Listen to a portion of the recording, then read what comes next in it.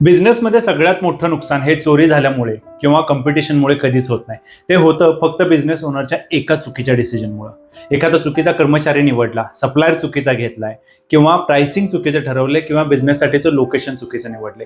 एक डिसिजन आणि लाखो रुपयाचं नुकसान. आजच्या या व्हिडिओमध्ये ॲज अ बिझनेस ओनर म्हणून असे कोणते 7 डिसिजन्स आहेत जे घेताना खूप विचार केला पाहिजे आणि ते व्यवस्थितच घेतले पाहिजेत हे समजून घेणार आहोत. त्यामुळे व्हिडिओ शेवटपर्यंत नक्की बघा. नमस्कार, मी अरुण पाटील. थॉटफुल गुल्लक चॅनलवरती आपण बिझनेसचे प्रॅक्टिकल थॉट्स समजून घेतो जे अगदी ग्राउंड रियालिटी आहेत आणि ज्याच्यामुळे तुमच्या धंद्यामध्ये त्याचा फायदाच होईल. तर चला सुरुवात करूया आजच्या भागाला. सगळ्यात पहिला आणि महत्त्वाचा डिसिजन आहे तो आहे सप्लायर निवडण्याच्या बाबतीतला. आपण मार्केटमध्ये जेव्हा आपल्या बिझनेससाठी लागणारं रॉ मटेरियल आणायला जातो तिथे आपल्याला 2 सप्लायर भेटतात. एकाकडे वस्तू असते 100 रुपयाला आणि दुसऱ्याकडे सेम वस्तू असते ती 95 रुपयाला. आपण जिथे 5 रुपये वाचतायत तिथे जाऊन शक्यतो खरेदी करण्याला प्रेफरन्स देतो आणि ती 95 रुपयाची वस्तू घेऊन येतो. आता ती वस्तू आणल्यानंतर त्याच्यामध्ये क्वालिटीचा काही प्रॉब्लेम आहे का, त्याच्यामुळे कस्टमर कंप्लेंट किती येऊ शकतात, त्याच्यामुळे आपले कस्टमर किती तुटू शकतात याचा विचारच आपण कधी करत नाही आणि ती वस्तू घेऊन येतो. भविष्यात जाऊन अनेक प्रॉब्लेम येतात. आपण इथे 5 रुपये वाचवलेले असतात पण हेच 5 रुपये भविष्यात जाऊन 5 लाख रुपयांचं नुकसान करू शकतात हे विसरून जातो.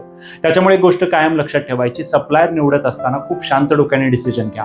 चिपेस्ट सप्लायर आणि बेस्ट सप्लायर यांच्यामध्ये खूप मोठं अंतर असतं हे कायम लक्षात ठेवा. दुसरा डिसिजन आहे तुमच्या बिझनेससाठी लागणाऱ्या जागेची निवड करण्याचा. अनेक बिझनेस ओनर जेव्हा नवीन बिझनेस चालू करत असतात त्यावेळेला दुकानाचं भाडं किती कमी आहे ते बघून जागा निवडण्याचा प्रयत्न करतात. ते त्यांचं प्रोडक्ट काय आहे, त्यांचं मार्केट कसं आहे, त्यांचा कस्टमर कुठे आहे या गोष्टींचा विचार नंतर करतात. सगळ्यात पहिल्यांदा बघतात ते भाडं. कमी भाड्यामध्ये मी कुठं दुकान मिळवू शकतो आणि तिथे माझा बिझनेस इमिजिएटली कसा चालू करू शकतो याचा विचार करतात आणि छोट्याशा जागेत बिझनेस सेटअप करण्याचा प्रयत्न करतात. पण जागा जर चुकीची असेल तर तिथे कस्टमरच येणार नाही. त्याच्याच बरोबर आजूबाजूचा परिसर कसा आहे, ते मार्केट कसं आहे, तिथल्या बाकीच्या गोष्टी कशा आहेत हे माहीतच नसतं आणि कमी भाड्यात मिळतं शॉप म्हणून आपण घेतलेलं असतं पण भविष्यात जाऊन तेच आपल्याला बिझनेस बंद सुद्धा करायला लावू शकतं. त्याच्यामुळे जेव्हा कधी तुम्हाला बिझनेससाठी जागा निवडायची असेल त्यावेळेला सगळ्या बारीक गोष्टींचा अभ्यास करा. ज्याच्यामध्ये तुमचं रेंट तर आलंच पण रेंट सोबतच ओनर कसा आहे, सप्लायरचं मार्केट तिथं आसपास कसं आहे, कॉम्पिटिशन तुमचं कसं आहे, कस्टमर येण्या जाण्यासाठी जागा आहे की नाही, प्रत्येक छोट्या छोट्या गोष्टींचा विचार करायला लागतो आणि त्याच्यानंतर डिसिजन घ्यायला लागतो. त्यामुळे गडबडीत कमी भाडं मिळतंय म्हणून एखादं शॉप निवडायचं असा विचार कधीच करू नका. तिसरा जो डिसिजन आहे तो आहे कामगारांची भरती करण्याबाबतचा. अनेक बिझनेस ओनर जेव्हा त्यांच्या बिझनेसचा लोड वाढायला लागतो त्यावेळेला त्यांना वाटतं की आपण आता लोक हायर करणं गरजेचं आहे आणि त्यामुळे ते इंटरव्ह्यू वगैरे घेतात. पण मोस्ट ऑफ द टाइम फक्त कमी पगारात कामगार कसा मिळेल याबाबतचा विचार केला जातो आणि अशाच ह्याच्यामध्ये आपण एखादा चुकीचा कामगार कामावरती ठेवतो ज्याला बऱ्याचशा गोष्टी माहीत नसतात आणि त्यानं केलेल्या चुकांमुळे आपलं बिझनेसमध्ये लाखो रुपयांचं नुकसान होतं जे न भरून काढण्यासारखं असतं. कारण की जर चुकीचा कामगार घेतला तर आपल्याला माहित नसतं पण तो कस्टमरशी चुकीचं वागतोय आणि एक कस्टमर तुटला तर 10 कस्टमर तुटायला वेळ लागत नाही. त्यामुळे कर्मचारी निवडत असताना फक्त पगारावरती किंवा इमिजिएटली काहीतरी इमोशनल डिसिजन आहे म्हणून कर्मचारी निवडू नका. त्याला निवडताना त्याचं एज्युकेशन काय आहे, तो आपल्या जॉबसाठी सूट आहे की नाही, त्याचा स्वभाव कसा आहे, त्याची पगाराची अपेक्षा काय आहे, सगळ्या गोष्टींचा विचार करा आणि त्याच्यानंतरच त्याची निवड करण्याचा प्रयत्न करा. चौथा जो डिसिजन आहे तो आहे प्रोडक्टच्या प्राइसिंगच्या बाबतीतला. अनेक बिझनेस ओनर त्यांच्या बिझनेसमध्ये सेल्स वाढावा म्हणून कस्टमरला रेग्युलर डिस्काउंट ऑफर करत असतात. प्रत्येक येणाऱ्या कस्टमरला जर तुम्ही डिस्काउंट ऑफर करत राहिलात तर प्रत्येक कस्टमर मागे तुम्ही सर्टन अमाऊंटचा तुमचा लॉस करून घेताय हे तुमच्या लक्षातच येत नाही. मार्केटमध्ये अजून एक गोष्ट खूप महत्त्वाची आहे ती म्हणजे जर तुम्ही डिस्काउंट बेस कस्टमर जोडलेला असेल ना तर तो कस्टमर एक ना एक दिवस तुटणार. ज्या दिवशी तुमच्या सगळ्या प्राइसिंग रिवाइज होतील, तुमच्या प्रोडक्टच्या प्राइसिंग वाढतील त्यावेळेला मात्र तो कस्टमर तुटण्याचे चान्सेस सुद्धा वाढतात. त्याच्यामुळे शक्यतो कस्टमर डिस्काउंट बेसिसवरती प्राइसिंगवरती न जोडता तुमच्या प्रोडक्टच्या व्हॅल्यूवरती आणि क्वालिटीवरती जोडण्याचा प्रयत्न करा जेणेकरून तो कस्टमर तुमच्याबरोबर लॉंग टर्म टिकला जाईल. डिस्काउंटचा डिसिजन हा लिमिटेड टाइमसाठी असला पाहिजे, त्याच्यासाठी एक प्रॉपर सिस्टीम असली पाहिजे, त्याच्यानंतरच तो डिसिजन घेतलेला असला पाहिजे. विनाकारण प्रत्येक कस्टमरला डिस्काउंट ऑफर करणं म्हणजे लिटरली आपण आपल्या पायावरती कुऱ्हाड मारून घेण्यासारखं आहे हे कधीच विसरू नका. पाचवा जो डिसिजन आहे तो बिझनेससाठी लागणारं लोन घेण्याचा डिसिजन. अनेक बिझनेस ओनर्स त्यांचा बिझनेस व्यवस्थित चालत नाहीये, कॅश फ्लो प्रॉपर नाहीये, प्रॉफिट मार्जिन हवे तेवढे मेंटेन राहत नाहीयेत पण बिझनेस टिकवायचा आहे म्हणून फक्त बँकेकडे जातात आणि आपल्या बिझनेससाठी लोन काढतात. आता हे जे लोन काढलेलं आहे त्याचं ऍक्च्युअली युटिलायझेशन कशासाठी करायचं आहे, बिझनेसमध्ये ते पैसे कसे वापरायचे आहेत याच्याबद्दलचा त्यांच्याकडे विचारच नसतो. त्यांच्या डोक्यात फक्त एकच गोष्ट असते की मी आत्ता प्रॉब्लेममध्ये आहे आणि तो प्रॉब्लेम सॉर्ट आउट करण्यासाठी मी बँकेकडून हे कर्ज घेणार आहे. आता जे घेतलेलं कर्ज आहे ते बिझनेसमधील लॉसेस रिकव्हर करण्यासाठी घेतलेलं असतं पण तेच परत लॉसेस रिकव्हर करायचे आणि तेच पैसे परत बँकेला द्यायचे म्हणजे आपलं प्रॉफिटचं जे अकाउंट आहे ते नेहमी झिरोच राहतं.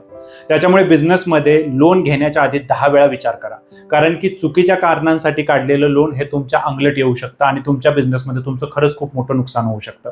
त्याच्यामुळे नेहमी बँकांकडे जाण्याच्या आधी 10 वेळा विचार करा आणि खरंच आपल्याला लोनची गरज आहे का नाही हे पडताळून मगच लोन घेण्याचं डिसिजन घ्या. 6वा जो डिसिजन आहे तो आहे पार्टनरशिपच्या बाबतीतला. आपण जेव्हा बिझनेस सुरू करत असतो तर त्यावेळेला अनेक जणांना वाटत असतं की आपल्याला बिझनेसमध्ये एखादा पार्टनर असावा, जेणेकरून कामं डिव्हाइड करून घेता येतील, इन्व्हेस्टमेंट डिव्हाइड करून घेता येईल आणि आपल्यावरचं लोड कमी राहील आणि दोघं मिळून पुढे जाऊन भविष्यात तो बिझनेस मोठा करू. पार्टनरशिपचे बिझनेस प्रत्येक वेळेला फेल होत आहेत अशातला भाग नाहीये, परंतु पार्टनरशिप प्रत्येक वेळेला सक्सेसफुल होईल. इमोशनल डिसिजनमध्ये घेतलेली पार्टनरशिप कधी कधी आपल्याला त्रास सुद्धा देते. बऱ्याच वेळेला पार्टनरचे आपले विचार पटत नाहीत, त्याच्यामुळे पार्टनरशिप डीड बंद करून आपल्याला धंदा सुद्धा बंद करावा लागतो. त्यामुळे बिझनेसमध्ये जर तुम्हाला पार्टनर निवडायचाच असेल तर त्याच्या आधी 10 वेळा विचार करा की मला खरंच पार्टनरची गरज आहे का मी एकटाच बिझनेस करू शकतो. बिझनेस मोठा झाल्यानंतर, बिझनेस सगळ्या डिटेलमध्ये समजल्यानंतर पार्टनरशिप करणं वेगळं, पण अगदी सुरुवातीच्या काळामध्येच एखादा पार्टनर निवडणं आपल्यासाठी चुकीचं ठरू शकतं. पुढे भविष्यात जाऊन सुद्धा जेव्हा आपल्याला पार्टनर घ्यायचं असेल तेव्हा लिगल सगळे डॉक्युमेंट क्लिअर असतील आणि त्याच्यावरती म्युच्युअली ॲग्री झाल्यानंतरच ती पार्टनरशिप ओके करायची आणि आपल्याला पुढे जायचं आहे. त्याच्यामुळे पार्टनरशिपचा डिसिजन घेत असताना खूप बारकाईने विचार करूनच फायनल डिसिजन घेण्याचा प्रयत्न करा. 7वा आणि शेवटचा डिसिजन आहे तो बिझनेस एक्सपान्शनच्या बाबतीतला. जेव्हा आपण बिझनेस सेट करतो, पहिले एखादा आउटलेट प्रॉपर सेट झालेला असतं, आपला एक्झिस्टिंग बिझनेस चांगला चालायला लागतो, त्यावेळेला आपल्याला वाटतं की आपला बिझनेस मोठा झाला पाहिजे आणि आपण एक्सपान्शनचा डिसिजन घेतो. आता एक्सपान्शन करत असताना त्याच्या आधी बाकीच्या सगळ्या गोष्टींची क्लॅरिटी असणं फार गरजेचं आहे. आपल्या एक्झिस्टिंग बिझनेसमध्ये मॅनपॉवर कशी आहे, आपली मॅनेजमेंट कशी आहे, लागणारा पैसा जो आहे त्याचं रोटेशन, त्याचं प्रॉफिट लॉस कसं आहे, ह्या सगळ्या गोष्टींचा विचार करणं गरजेचं आहे. एक्सपान्शन करताना जर आपण चुकीचा डिसिजन घेतला, नको त्या मशिनरीजमध्ये पैसे गुंतवले किंवा नको तिथे आपण ब्रँचेस ओपन करायला लागलो तर भविष्यात जाऊन हे आपल्या अंगलट येतं. त्याच्यामुळे बिझनेसमध्ये एक्सपान्शन करण्याच्या आधी प्रत्येक गोष्ट बारकाईनं बघा, तुमचा एक्झिस्टिंग बिझनेस कसा चाललाय त्याच्याबद्दलचं डिटेल अनालिसिस करा आणि एक्सपांड करत असताना स्टेप बाय स्टेप एक्सपांड करण्याचा प्रयत्न करा. एक्सपान्शनचा डिसिजन हा तुमच्या बिझनेसला जेवढ्या पद्धतीनं मोठं करू शकतो तेवढ्याच पद्धतीनं तो तुमचा एक्झिस्टिंग बिझनेस बंद सुद्धा करू शकतो. ही गोष्ट कधीच विसरू नका. मित्रांनो, या व्हिडिओमध्ये सांगितलेले हे 7 हे डिसिजन खूप बेसिक आहेत. आपण एखादा डिसिजन जेव्हा घेत असतो त्यावेळेला खूप विचारपूर्वक घेणं गरजेचं आहे.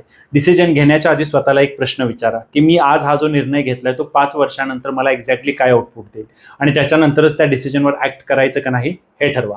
अजून एक महत्त्वाची गोष्ट, बिझनेस हा कधीही एकाच डिसिजननी मोठा होत नाही. त्याच्यासाठी आपल्याला वेगवेगळे डिसिजन्स टाइम टू टाइम घ्यावे लागतात. अनेक वेगवेगळे छोटे छोटे डिसिजन्स घेऊन आपण आपला सक्सेसफुल बिझनेस उभा करू शकतो, पण एक चुकीचा डिसिजन आपला बिझनेस फेल सुद्धा करू शकतो, हे कधीच विसरू नका.